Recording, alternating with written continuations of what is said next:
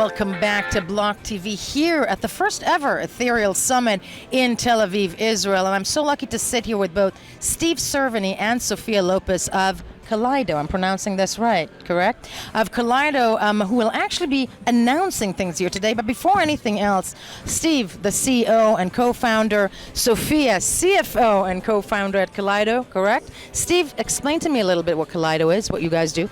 Yeah, Kaleido's leading the back office revolution. We're really about B2B networks and evolving those into what we call modern networks. So if you look at how the enterprise world works, really we've got these decade-old systems that we've accumulated over time, and we've got lack of trust, lack of transparency, and that's why you see stocks taking 3 days to settle. You see drugs can't be verified, the authenticity of them. You see the foods that are on our shelves, we have trouble certifying that they're organic or GMO because the networks that businesses have built are really complex. And blockchain can help, but to get there, enterprises need an easy button to help them evolve their networks forward, and that's what Kaleido provides. And it's fabulous to hear that it's also geared towards the apropos pharmaceuticals, things on your shelf. Very, very important. Kaleido is here in Israel also to announce a certain new project, aren't you? There you go. Take that one. That's the beauty of live TV. Sure. Yeah, we're really excited to make some significant announcements today. As Steve mentioned, we're all about helping enterprises build these new modern business networks. And as they look at the transparency and trust model blockchain affords, there are also some things they want to keep private. So we offer flexibility and choice in our platform, and that's in part offered through a marketplace where we bring in third-party services as well as organic services on our platform. Right now for privacy, we have a couple options for private transactions. There's other technologies in the market that we look at and can incorporate, but there's actually a really great partner here, right here in Tel Aviv, that is leading the space around zero-knowledge proofs. So it's Kedit. So we're announcing adding them as our first third-party partner in the marketplace with their ZK Snark space, zero-knowledge proof technology. As you're announcing today at Ethereal in Tel Aviv. Yes, okay. Yes. And then we're also, we always do have sort of the easy button for various options. So we also have another zero-knowledge proof option as well, which is the Zther protocol with Sigma Bullets and JP Morgan privacy extension. So we're offering the two different options because enterprise clients have different use cases. Right. We want them to choose a technology that best fits their use case. Okay, we are in 2019. Blockchain is a technology that is not new to 2019, but is yet to pick on, some will argue, maybe because of reputation of its adjacent cousins, the cryptocurrencies, but is yet to take on, yet it's so perfect, people would argue, for, office management, for transparency. Why do you think, to both of you, how's it going in 2019, selling the idea of that? We could trade back and forth. Yeah, go for it. Sure. So I think enterprises have been on a journey to digitize themselves. This goes back now 20 years. Exactly. And blockchain is really a game-changing technology. And anytime we see a new game-changing technology come along, there's definitely an adoption curve and it takes time. As you're saying, crypto adds a whole nother layer of craziness into that. I think we've seen in the prior years businesses really, there was a stigma around the technology. We're pretty much past that. Most companies have done proof of concepts, they kind of understand the basics, and now what we're starting to see is the growth of these large networks. We're starting to talk about an ecosystem economy where the networks of networks that are really starting to bridge and come together. We're starting to talk about interop, really the day 3, day 4, day 5 kind of problems. Deloitte is tracking the growth of these networks. We're seeing them, the number that come back on their annual blockchain survey double every year. So we're really at, I think, an inflection point, 2019 going into 2020, where enterprise blockchain is going mainstream in enterprises. And that's fascinating. I want to ask about, as you add to that, when it comes to mainstreaming, those big institutions, JP Morgan, they're needed for the adoption of the technology, aren't they? Yeah, well, what I was going to add, and Mass it adoption. leads Yeah. right into your question, is just our personal experience of where we see the market is. I mean, Steve and I were in enterprise blockchain from the very beginning. Since 2015, we launched the industry's first blockchain managed service and 2 subsequent generations, and then came to Consensus and launched Kaleido.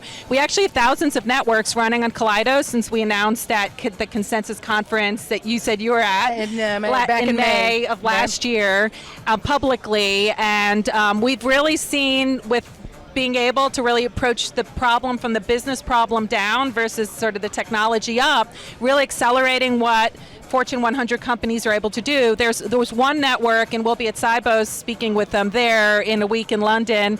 They incorporated as a network in August. They have 1/3 of the top 20 banks in the world. So Citibank, MUFG, ABN AMRO, ING, Societe Generale, BNP Paribas, Credit Agricole, and others. Institutionalized. Yeah, and then the large oil majors like BP and Shell. All of the major players around this particular industry use case, which is sort of trade financing around oil and commodities, they were able to in 4 months get these 15 major companies in the world in production on a letter of credit use case on Kaleido. Very quickly rolled out their second use case, KYC, the third, receivables discounting. So Steve was saying it's really this ecosystem economy, this modern business network where the value's in the network and bringing the business relationships together in this decentralized network where they all have a common view of the data, the shared ledger, and now they can roll out these repeating use cases. So we're seeing this, as a pattern across large companies, and then also even from the small innovators.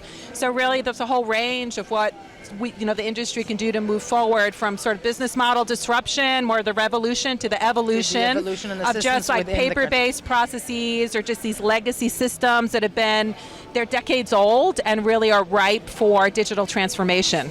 Entirely. Speaking of blockchain, when do Steve? I'm moving that back to you, and let's do that as the back and forth. Where do you see Kaleido? I agree with both of you. I think we're in a very pivotal time when it comes to blockchain right now. And where do you see blockchain, let's say, within 3 years? And what made you guys actually enter the sphere in 2015? That's one by one. Yes.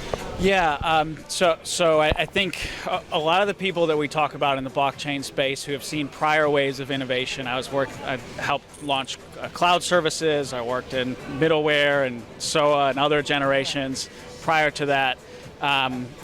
It's just the most interesting thing out there. And that's kind of the consensus opinion of us kind of engineers, technologists out there, because it's interesting technology, there's crypto in it, but it's also interesting from an organization perspective.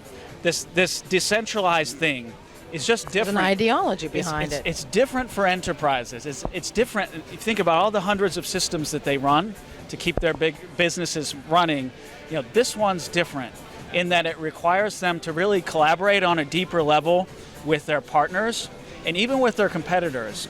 And so I think we saw this sort of, there was a question, will enterprises really go for it?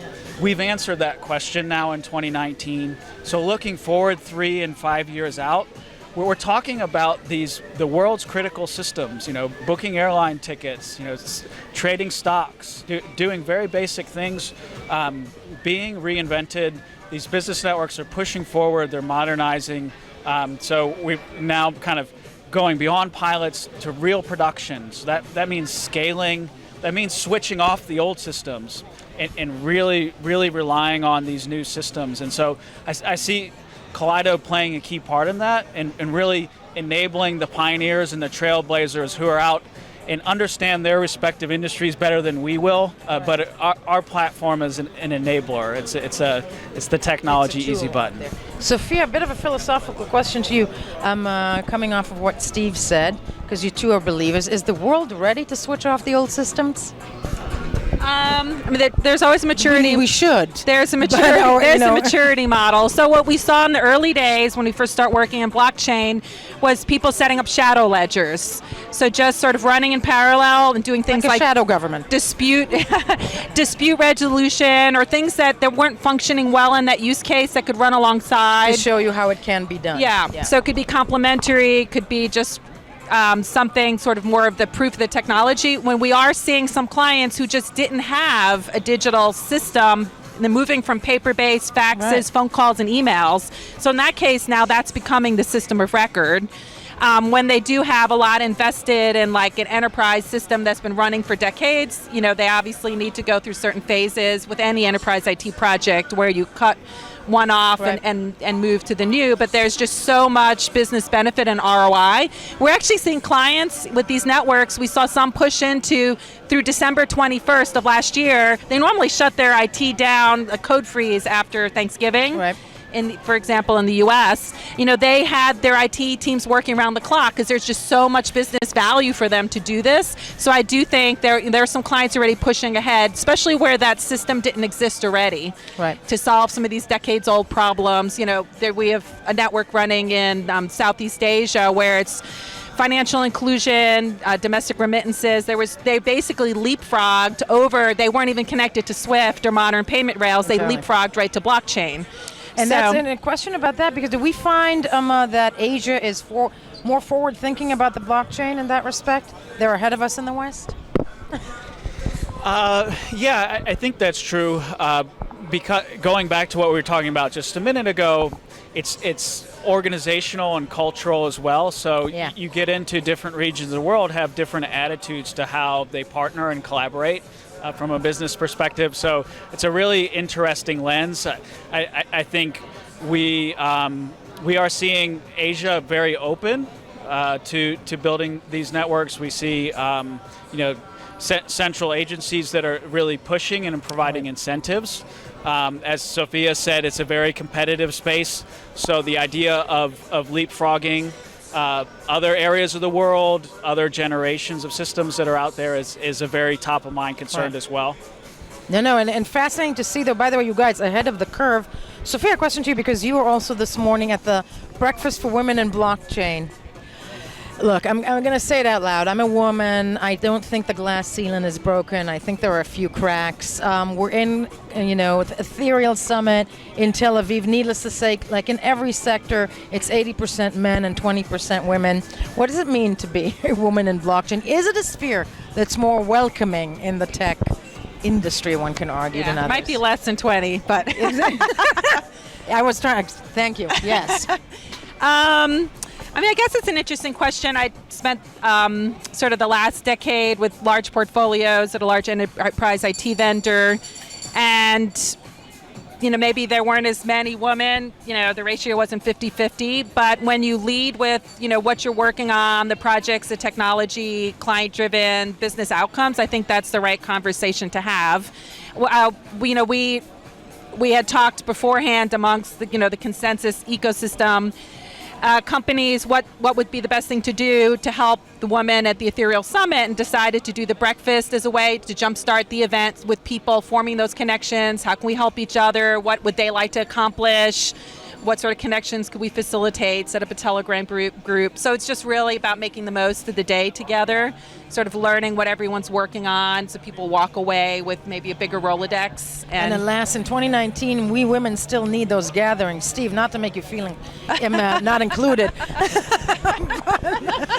as we're schmoozing about equality. But I think that's the business to be in, apropos if that's the ideology behind blockchain at the end of the day. Finally, I know what you guys are announcing here, the Ethereal in Tel Aviv. What else is planned for the next year? What is the dream for the next year? Yeah, so and the announcement today is a big step forward. Zero knowledge proofs. It's cutting edge, what we call deep tech. Yep. So we're seeing that being infused with blockchain and the innovation that we were talking about around how organizations collaborate. So I think there's going to be a lot more to come in the deep tech space. I think one more thing to call out about kind of where things are going, just tokens and tokenization, dropping the stigma of crypto, and just understanding that that's a native, digital assets is a native programming construct. It's just what blockchain is, and it allows businesses to really collaborate about the state of any sort of asset, not just crypto. And so we see tokens becoming the killer use case, and enterprises really embracing that. and using that to fuel this evolution, this innovation, and how they collaborate and how their business networks move forward. So more tokenization. No, and I'm going to follow up on that. Do you think that we see the acceptance of tokenization? Needless to say, two different things, but because we were a part of the not the inception, rather the announcement of Libra this year, that Facebook entering the sphere, even though it's not really cryptocurrency, even though it's using buzzwords, but has that helped? I think a couple things helped over the last year. Facebook sort of entering the space sort of legitimizes, credentializes this more broadly just for the common public. Headlines in mainstream media. Yeah, it's the mainstream public now sort of perk their ears around that. There's some initiatives like the Token Taxonomy initiative that Microsoft Enterprise Ethereum Alliance announced, and all the enterprise protocol players have joined, Hyperledger and others, and we had a good kickoff in May, right after the consensus conference this year on that. So I think there's just a growing realization as you're digitizing assets, you're going to represent those as tokens on a blockchain, and it's not a crypto thing. It's really just the next step in how you can create data marketplaces and other sort of business model innovations that people are looking at for the right incentives for the actors in that use case. Entirely so. Steve and Sophia, I cannot thank you enough for joining us today on BLOCKTV. As we said, Kaleido here at the Ethereal Summit with the exciting announcement that we heard all about just now. Thank you for being with us. We are BLOCKTV. We'll be right back.